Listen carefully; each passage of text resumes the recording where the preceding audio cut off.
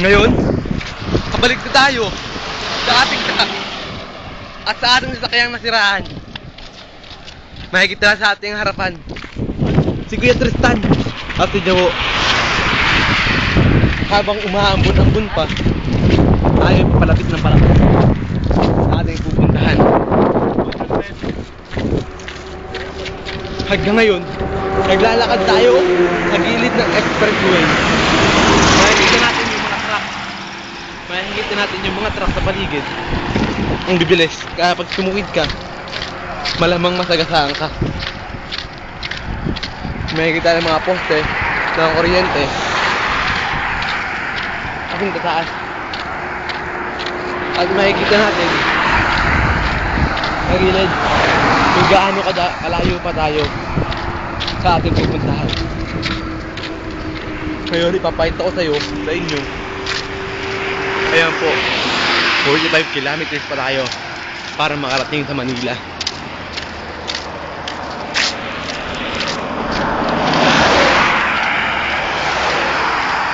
Ano ang mangyayari sa atin nung sunod? Panoorin mo.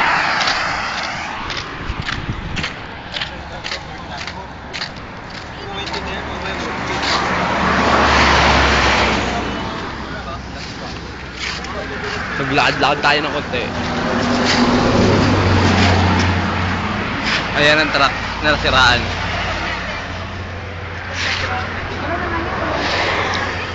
Malayo.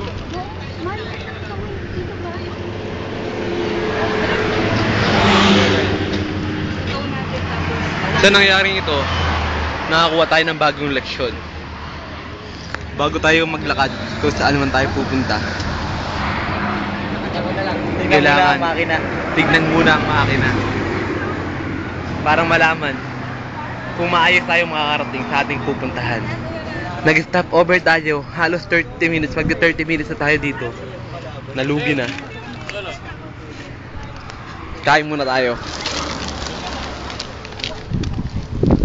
O Jowo, kain ka.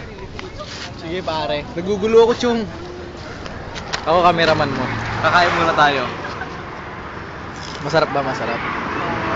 Medyo okay siya. Yung police ko, mapasunod na yun. Nag-uusap sila. Nag-uusap sila ng meeting. Sabi nila gagawin.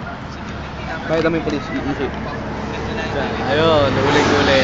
Police ko, iisip ka na natin. Huling-huli. Huling-huli. Huling-huli sa camera. Nakatingin yung ibang kasama. Kaya huwag na natin video. Ulit natin. Ano ba yung maliit ba o yung kilo na? Meron din kasi dun sa kabila. Magsalita. May camera nila. Hindi natin alam ang susunod natin gagawin. Kailangan maplanong mabuti ang susunod na akbang. Gaano katagal tayo makakarating bago tayo makarating sa pupuntahan natin? Kinahit minapait na ako pagkain ko, Chong.